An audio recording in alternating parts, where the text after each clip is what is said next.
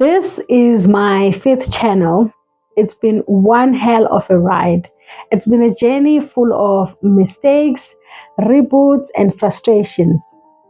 If you are struggling with YouTube growth and you're wondering if you're the only one that's going through it, trust me, you're not. This video is for creators who are stuck and questioning themselves if this journey is really worth it. This video is also for creators who are ready to learn some hard-earned lessons. Hello everyone, welcome back to my channel. My name is Princess Pam and I have been on YouTube for over 4 years now. This is not my first channel. This is not my second channel. This is also not my third channel. Although I like to say that this is my third channel, in actual fact, this is my fifth channel. The reason I don't mention the two is because I decided to delete the other two channels. So I'm left with 3 channels. So therefore, this is my fifth channel, whatever works for you. So my journey started in 2020. We all know what was happening in the world at that time. Everyone was questioning everything. So for me, I was reflecting in terms of where I am financially, career-wise, emotionally, whether or not I was doing what I love, because I came to a realization that life is short. So I started crafting on the side. I was, simultaneously watching YouTube videos. So I thought, it would be a good idea or best idea to create a channel where I would show, my crafting videos and potentially make money, doing what I love. So prior 2020, I was spending a lot of time consuming content on the internet. I was watching a lot of, crafting DIY videos, and that's where I got the idea, to start my own channel and make money.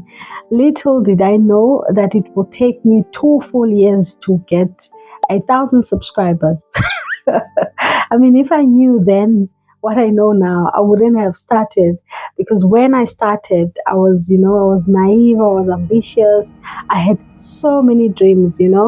I was, thinking that I would get, 5,000 subscribers within a year, 10,000 subscribers, 5,000 within 6 months, 10,000 within a year, 100K in the next 2 years. I was so ambitious. I had no idea, and I made a number of mistakes on that channel. The number one mistake that I made on that channel is that, when I started, I told my family members, just like, anyone who's excited about, something that they are passionate about, something that they've started, I told my family and friends to go and, subscribe to my channel and support me. You might ask yourself, how was that a mistake? That was a major mistake for me, because my family members as well as my friends love me a lot. They do, but they don't have the same, interest as me. So when I post a video, they would not go back and watch the video, because they are busy with their lives. They're doing other things. So that gave, YouTube, that gave the algorithm ultimately, and this idea that my videos were not good. And as you know, when you're starting out, the I don't have, other organic subscribers. I only had, my family members and friends. So that kind of, delayed my growth on that channel. And the other mistake that I made on that channel was to, post multiple videos. In my mind, I had already learned about, niching down. I was thinking that I'm still posting things in the same niche, but in actual fact, when I look back now, it was actually different, videos. So I started with DIY crafting videos. I then later on decided to post some store hauls. When I go to a store or a shop and then I see something that I like, a home decor item, I would post it there. If I see like cleaning products, I thought, this is still within, home, kind of. So that also, in a way, made me, have, different kind of audience, because other people were coming in for the haul, the plugs. The third mistake that I did was to pay for views. Now, I paid the big YouTubers to promote my channel, and shame I did have subscribers from those from those promotions, but it's the same thing as family members. Those people only came to subscribe to my channel because they were told by their favorite YouTuber to come and support me. They didn't have, interest in what I was doing. So if I would post a video out of, all of those people that I have as subscribers, I would have, few people coming back to watch my videos. I do appreciate and love all the support that I got, from the people that subscribe to my channel. But in my opinion, it never really helped out in terms of my YouTube growth. And I also did, Google ads. I paid Google for subscribers. That didn't work for me at all, because I feel like they were putting my videos to random people that didn't care about my videos at all, and that strategy also didn't work out. So another mistake that I did on that channel was being inconsistent. So because I was doing, DIY store hauls, sometimes talking videos, I would post a video as and when I have it. As you can imagine, there's so many stores that you can go to. You can't repeat, going to a store. If you went to a Mr. Price home, or you went to I don't know, Choreographed or whatever, this month, you are going to take some time before you can go back, So I was limited in that way. And when it comes to crafting and DIY, I also had, some struggles, because you have to source the material. You also have to, it takes a lot to, to do those videos, because you have to actually do the thing, and then you have to edit, you have to do this. So it takes a while to put out those videos. So I didn't have a full content plan in terms of how I was going to execute my content. And because of those mistakes, you can imagine the growth was it was so bad. I was not getting any views. The other thing that I'm thinking about now that I did was also to add shorts, because I was, getting frustrated. I kept on going back to YouTube and getting advice in terms of what I can do to grow my channel. And I was introduced to the concept of, having shorts. As I was doing a DIY, I would do like a short kind of video on the product that I've done, and then I would link a full tutorial video on, on the short. But that also didn't work out for me. That's why till this day I don't advise, adding shorts. I was not getting growth on that channel. I was so frustrated to a point where I abandoned that channel. I decided to go to a new channel, to create a new channel. So channel number 2 was born from frustrations, from desperation. I was starting to get, I I was so frustrated. I just don't have the word for it. I was, seeing a lot of people getting growth, and I was like, you know what? I need to also get this YouTube thing right. So naturally, I went to YouTube for more advice. So I learned that, you know what, the best niche that can make you money is the finance niche. And then I decided to create a channel which was talking about how to make money. Those videos that say you will make this certain amount of money within a number of days, or if you do this you will get this amount of money. Those kinds of videos. Faceless niche was very popular on YouTube, so I was like, you know what, if I can do this on a faceless channel, that would even be so much better. ClickBank was also popular at that time.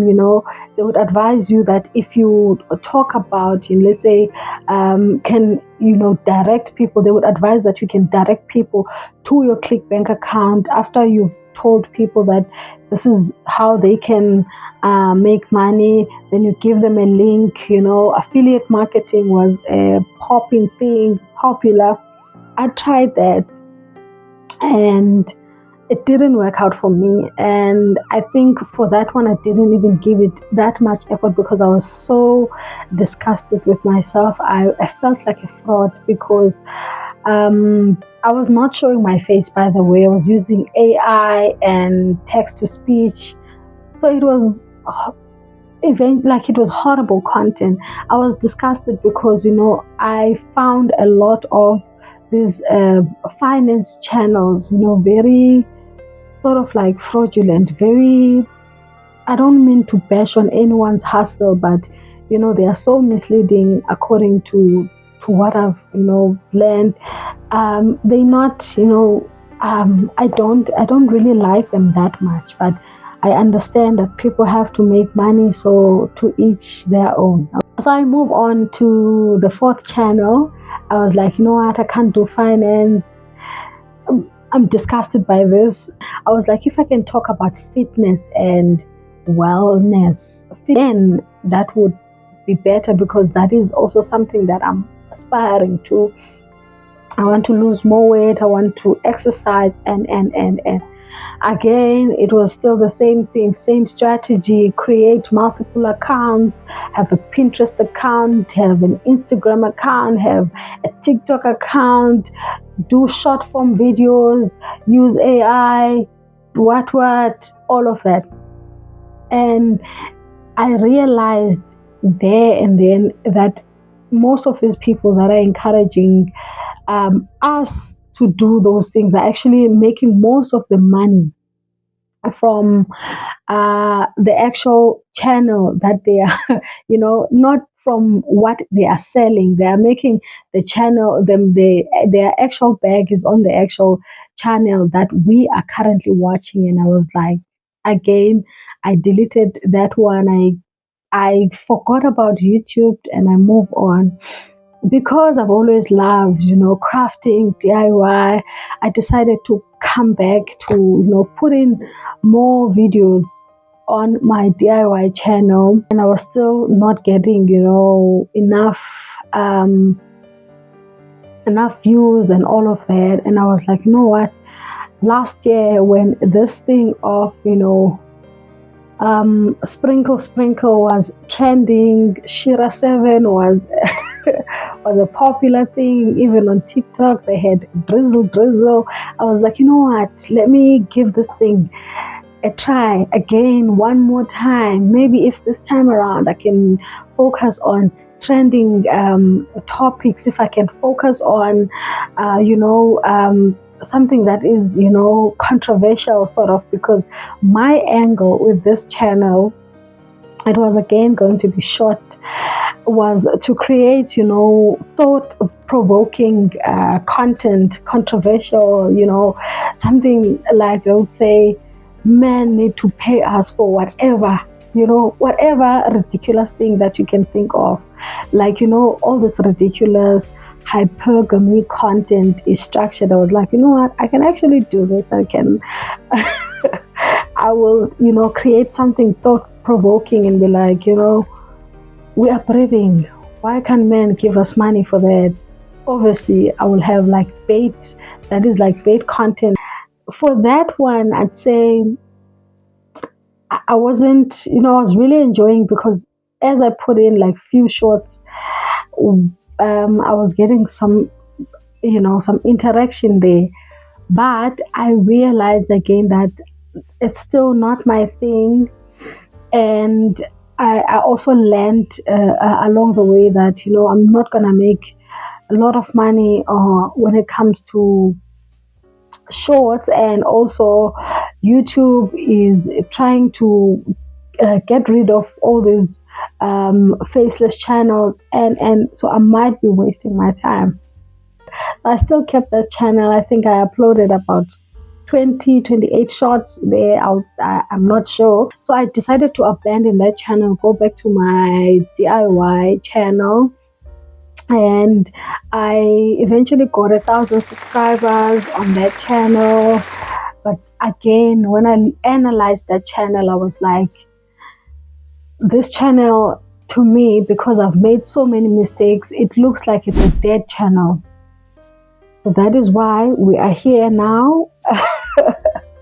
We are here now. We are sharing a journey. And I'm very much, this is something that I've always wanted to do, in fact, for the past year, because I felt like, there has to be a voice of, someone out there who is coming from a perspective, who's going to talk about YouTube coming from a perspective of, failure and the mistakes that they have made, as opposed to the people that have, hundreds of followers telling small YouTubers this and that, So I will never abandon this channel.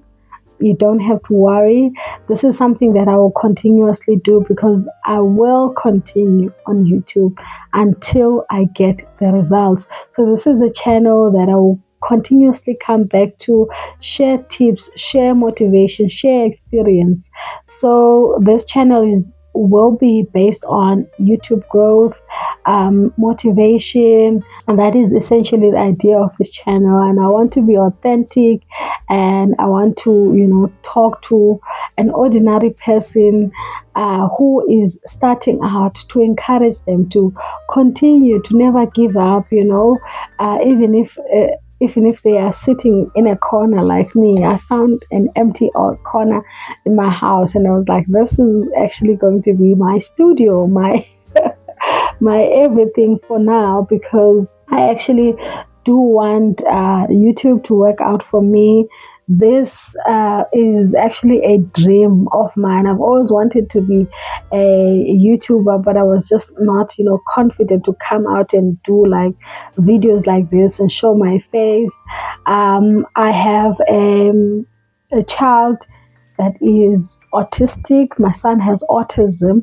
So working from home and being able to have like flexible job is a dream for me, because I have to, he has special needs. He needs my supervision and all of that. So that is one of the reasons why I wanted YouTube to work out for me, so that I can be flexible, be able to work from wherever, whenever, within my schedule. And that is essentially how I want to do this, and hopefully make money, because I do also want to make money from YouTube. Anyways, if you have enjoyed this video, you are going to enjoy a video that I've created before this one, where I'm getting so emotional about a YouTube video. You might want to check that out. I am going to link it somewhere here. I think here. Let me link it here. Please check out that video. I am talking about YouTube growth. I'm emotional. I'm talking about a YouTube video. So I'll see you there.